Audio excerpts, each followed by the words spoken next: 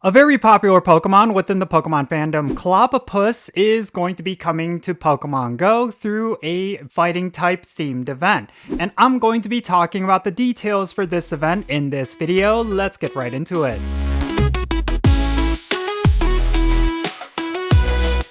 Alright, what's happening everyone? Jinsula here with a brand new Pokemon Go video. I hope your day is going really well, and let's get right into it.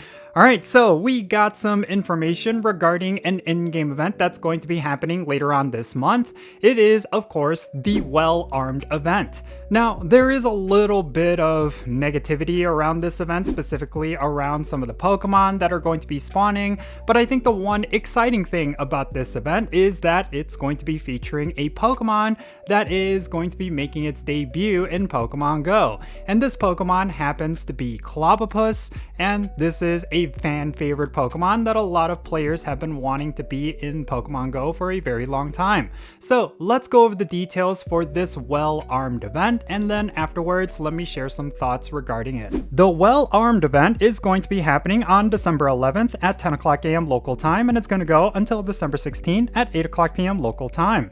And the featured Pokemon for this event is going to be Dynamax Hitmonlee, as well as Dynamax Hitmonchan, as well as the new Pokemon Clobbopus. This is a Pokemon that's going to be making its debut during this event, and the way that you're going to be able to get this Pokemon is actually quite unique, and we'll get more into that later. Now, during this event, you're going to see the following event bonuses. You're going to get double the amount of candy for every Pokemon you catch, and then you're going to have an increased chance to encounter shiny Dynamax Hitmonlee, as well as shiny Dynamax Hitmonchan. This is kind of like another event where we're going to be seeing a boosted shiny rate for both of these Pokemon. So I think some players will find that to be boring, but at the very least, if you want to get yourself a shiny Hitmonlee or a shiny Hitmonchan, make sure you're doing max battles during this event. Now, another thing that's going to be very unique to this event, and it's actually how you can get the new Pokemon Clobbopus, but there's going to be global challenges, which, if we complete them, we're going to unlock the following bonuses. The first bonus is the fact that we're going to finally see Clobbopus in the wild, as well as in field research tasks, and then you will also be able to encounter Mindfu and Jangmo-O in the wild. And then the third bonus is that you're going to get an increased chance to get Candy and Candy XL from max battles.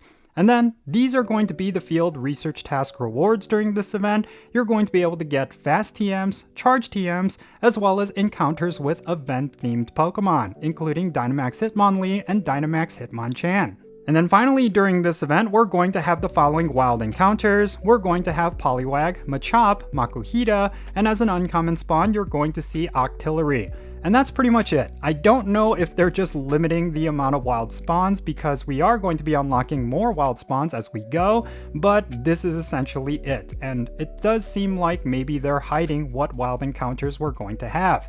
I know this is a very unpopular thing that Niantic has been doing, but I do think we need to hold out on any judgment because we do have those global challenges. And then finally, there's also going to be a paid timed research during this event, and it's only going to cost $1.99 USD, but it's going to give you 6 rare candies, 3 rare candy XL, as well as 1,600 max particles.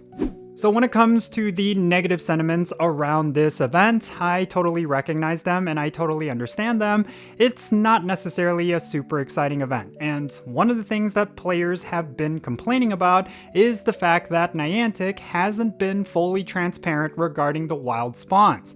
They're just listing off a handful of spawns, and essentially, that is something that a lot of players have been scratching their heads over, because there really is no reason for them to hide what Pokemon are going to be spawning. Maybe there is, and I'm just not thinking of it. But yeah, it definitely deflates a lot of the excitement around events like this. The one nice thing I will say, however, is that the way you get the new Pokemon Clobbopus is going to be quite unique compared to previous events, mainly because it's not going to be tied behind premium content like raid battles or hatching eggs, but rather it's going to be something that we will be unlocking through global challenges. It's going to be spawning in the wild after we complete a global challenge, and I think that is very interesting because it's not going to be spawning right away. We're going to have to essentially earn it as a community. And I like that. I think it's very interesting. I think it's something that they should explore even more. And that is kind of like the highlight with this event. Really, it's all about these global challenges. So we'll see how it goes. If this event ends up being very successful, we might be seeing a new format for in-game events that could actually produce some exciting gameplay. But yeah, that's pretty much all I really have to say regarding this well-armed event. Again, it's a very simple event. There's nothing really exciting going on with this event aside from this new Pokemon as well as these global challenges, and some players may, admittingly, find that to be very boring, but others might be intrigued, like myself. So yeah, definitely share your thoughts regarding this event down below. Do you feel like Niantic could have done more? Do you not like the fact that they're not revealing the wild spawns for this event? And what are your thoughts regarding some of the Pokemon that they did reveal? I mean, I didn't really mention this, but we just had an event featuring Hitmonlee and Hitmonchan, and the fact that they're going to be featured Pokemon once again, that does seem kind of boring, and it does seem very repetitive. So yeah, that's another negative thought that a lot of players are having, and I totally understand it. So if you were going to mention that in the comments, definitely share your thoughts. I would definitely like to know them, and let's have a great discussion.